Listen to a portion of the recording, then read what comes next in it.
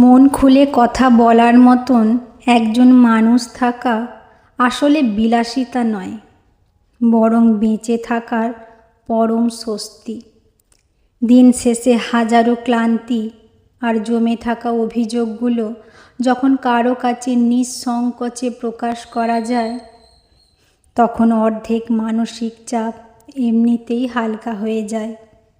এমন একজন মানুষ যার সামনে নিজেকে আড়াল করার প্রয়োজন পড়ে না, যার হাসিতেই মনে হয় সব ঠিক হয়ে যাবে, সেই তো জীবনের আসল প্রাপ্তি।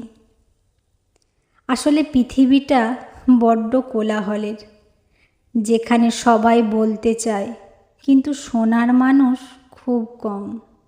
তাই আপনার অগোছালো কথাগুলো যে ধৈর্য ধরে শোনে এবং কোনো বিচার না করেই আপনাকে বুঝতে পারে, তাকে আগলে রাখা খুব জরুরি।